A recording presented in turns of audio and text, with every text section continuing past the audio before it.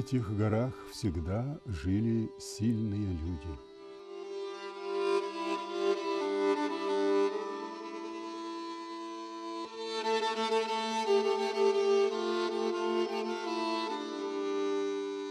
В древних сказаниях говорится о богатырском народе нартах, который славился своим мужеством, благородством и жизнелюбием.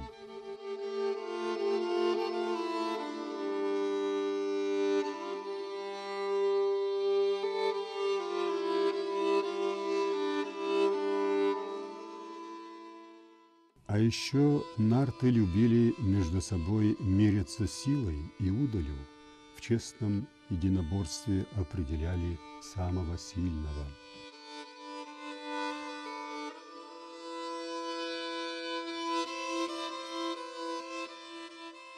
А сильным нужно было быть обязательно, потому что жить в горах всегда было тяжело.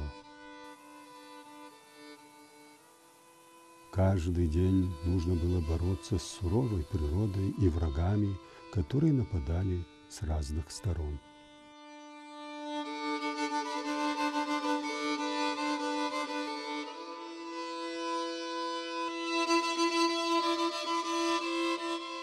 Эти боевые башни мог построить сильный человек, у которого были только его руки и самые простые приспособления.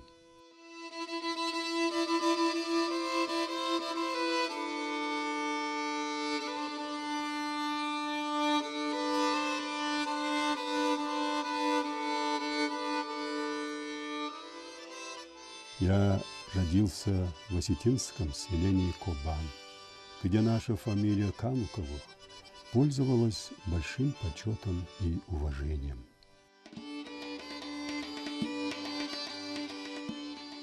Наша родовая башня сотни лет стоит над горной дорогой, и мимо нее незаметно даже мышка не пробежит.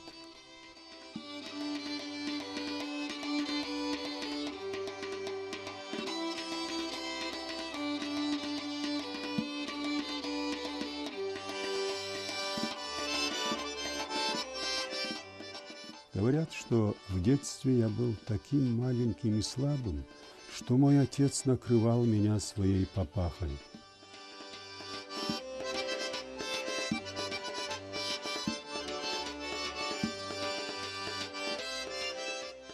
А потом я начал быстро расти, и в возрасте 17 лет был ростом 2 метра и 20 сантиметров.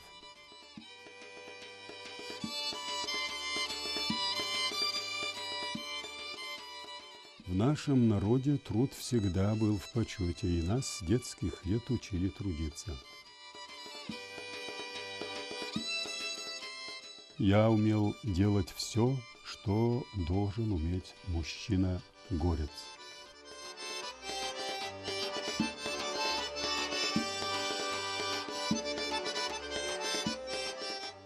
Но больше всего я любил косить сено. Таких лугов, как в наших горах, больше нет нигде. Трава такая сладкая, что, наверное, сам бы кушал.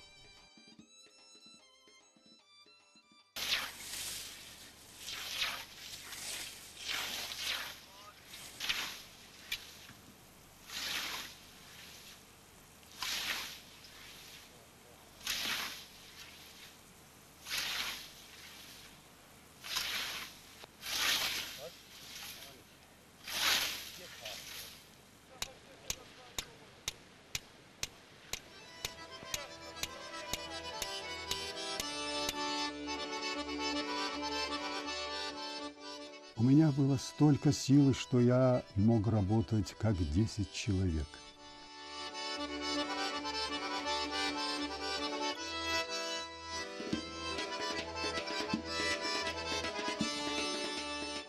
Во время уборки сена я завязывал целый сток веревкой и тащил к дороге.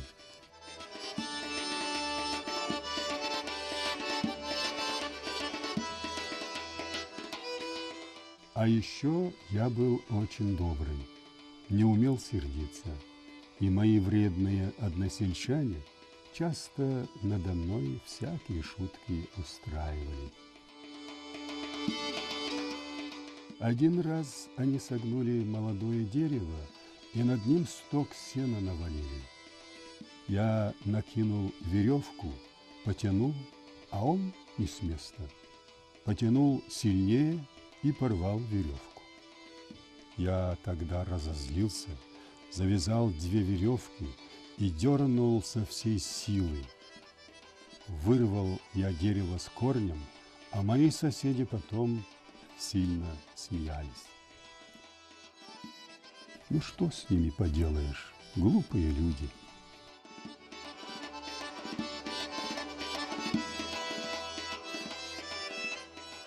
Потом про меня узнали в городе, и к нам в селении начали разные люди приезжать, звали в цирке выступать, бороться.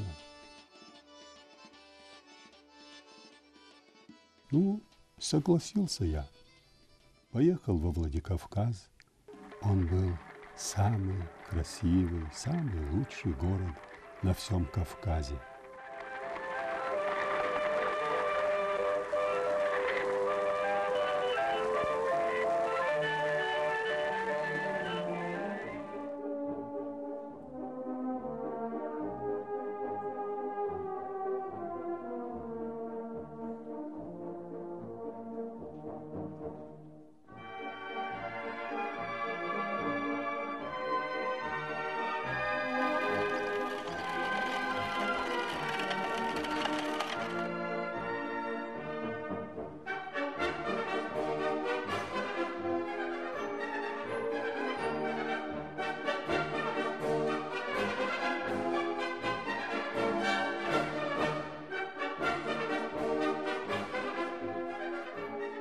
Очень великие люди здесь жили.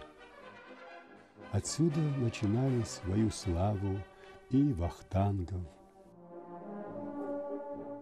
и Булгаков, и Коста Хитагуров.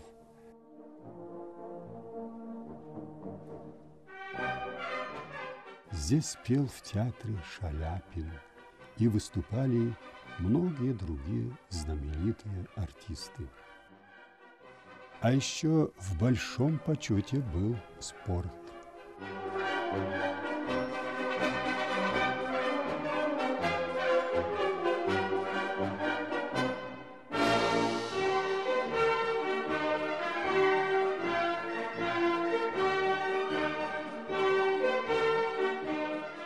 Больше всего у нас любили борьбу. Посмотреть на борцов приходило очень много людей. Тогда во всей России было сильное развитие спорта, особенно народ любил силачей. Знаменитых богатырей знала вся страна.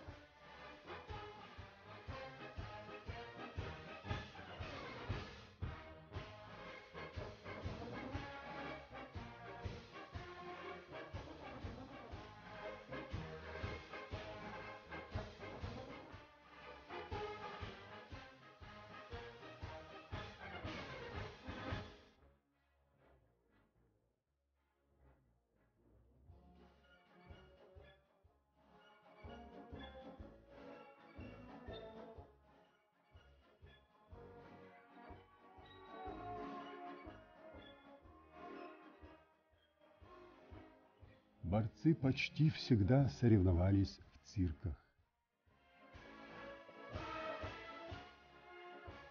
В первом отделении выступали разные артисты, а второе отделение полностью отдавали борьбе.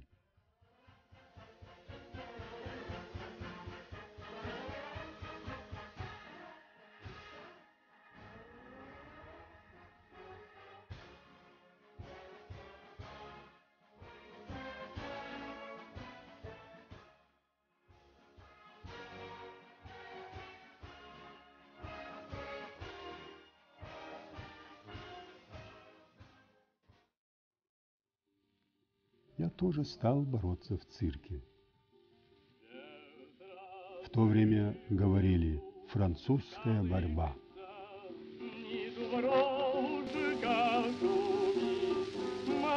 Молодецкая поступ слышится, коробейники ведут.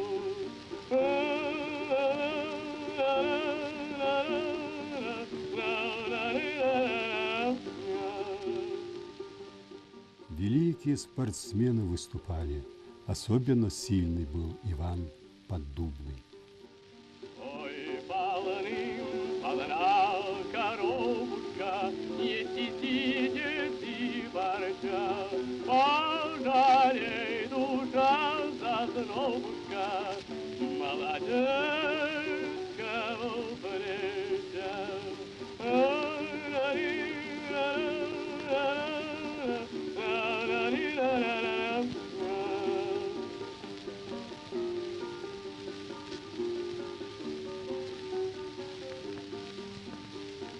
Выйди, выйди в рожь высокую, там дорожники подождут. Ну, а завижу черноокую, все товары разложу.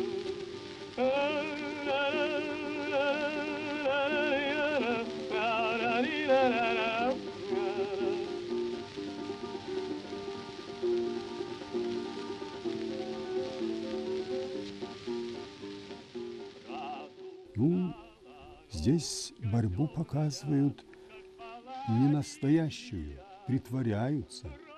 В цирке тоже часто так делали. Я на такое дело никогда не соглашался, боролся честно. Меня стали называть Казбек-гора.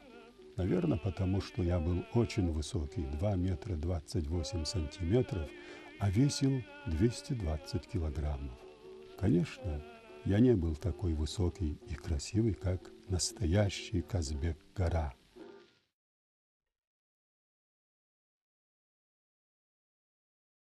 Я много ездил по разным городам, но больше всего выступал в Петербурге, в цирке Чинизелли.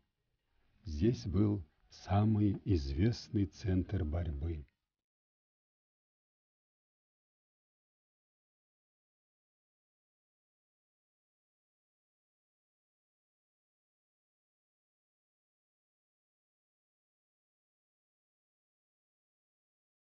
Очень сильные были тогда борцы. Некоторые ростом были почти как я, но по силе они мне уступали. Конечно, я не был великим мастером разных там хитрых приемов, ведь никогда я по-настоящему борьбе не учился, но я побеждал их благодаря большой силе, которую дал мне Бог.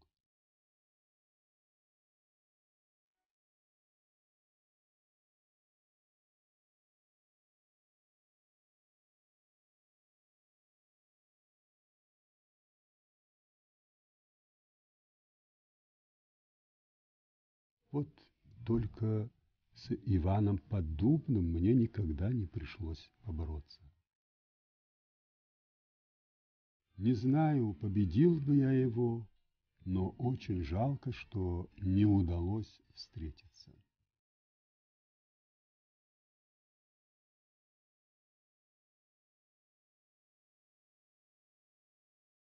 На этой фотографии я среди лучших борцов России в 1910 году в городе Киеве. Написано, что Это непобедимый кавказский борец гора Казбек. Ей-богу, неудобно даже как-то.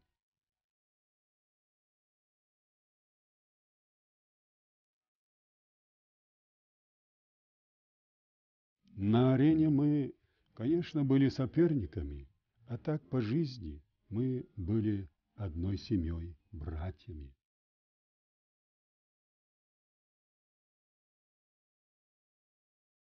Я много ездил по городам и странам, увидел, как живут люди в других краях, выступал на разных аренах.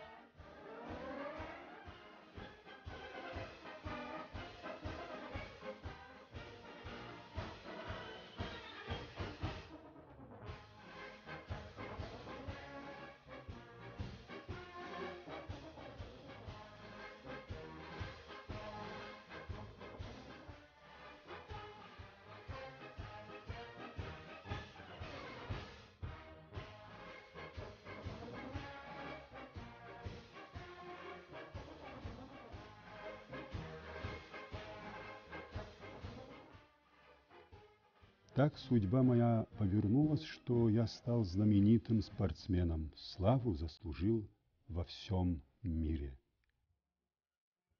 Но я простой горский парень, Темирболат Кануков, из осетинского селения Кобан, может быть, чувствовал себя не совсем счастливым. Наверное, я не был рожден для шумной жизни.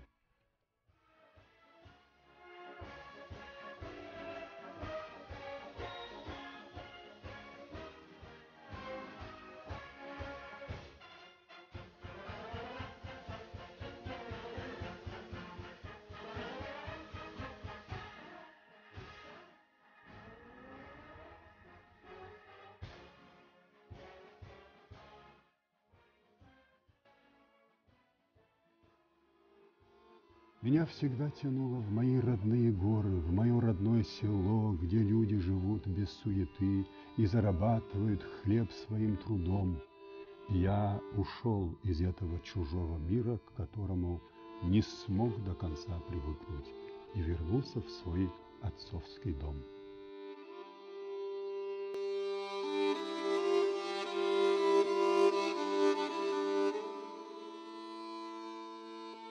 Я снова стал по-настоящему счастливым.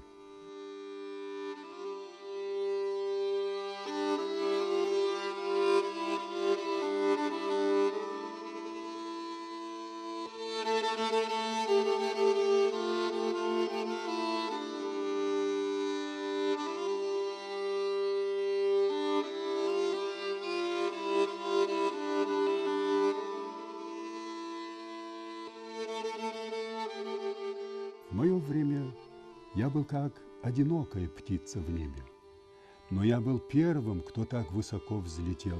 После меня пришли новые поколения богатырей, их стало много, и они поднялись выше меня.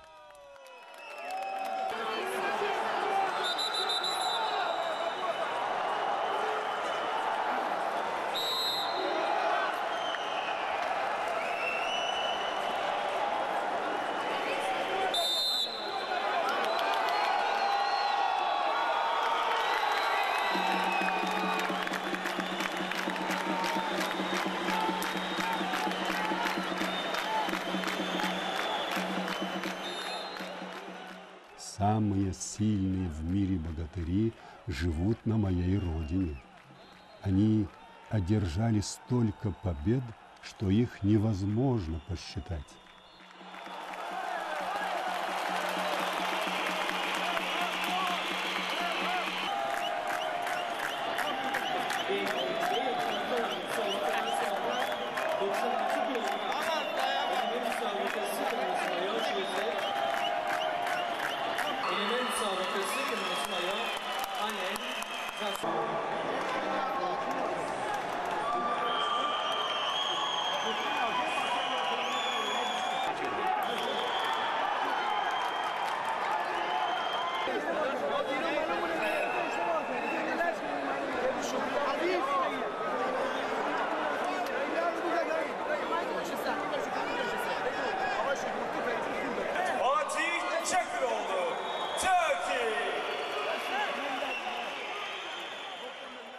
Осетинские спортсмены прославляют не только родную Осетию, не только успешно выступают под флагами многих других стран. Мне бы это не понравилось, но каждое время имеет свои законы. Главное не забывать, что имя человека живет и после его смерти.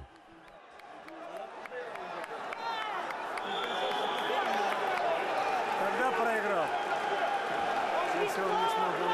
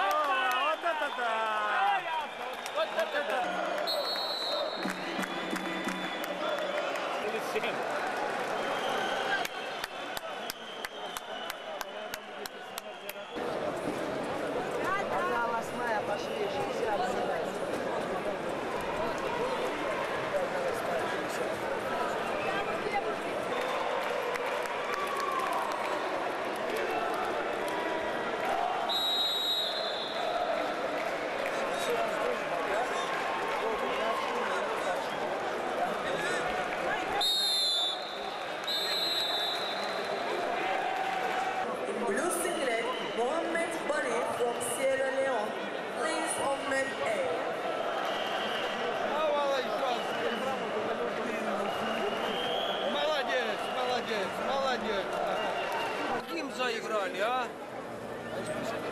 Ничего, пусть еще раз.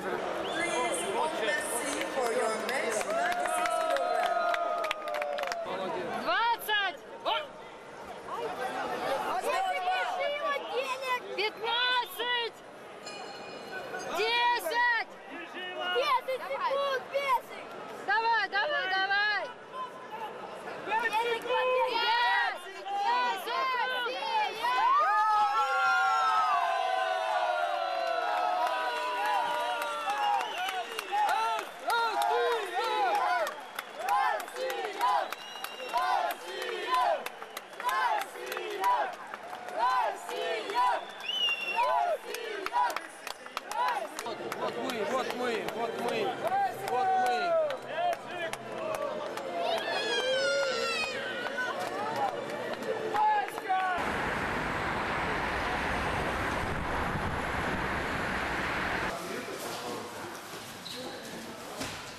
Я, Була Кануков, Казбек Гора, хотел в своей жизни только одного, чтобы сила и доброта шли вместе, чтобы честь была выше богатства.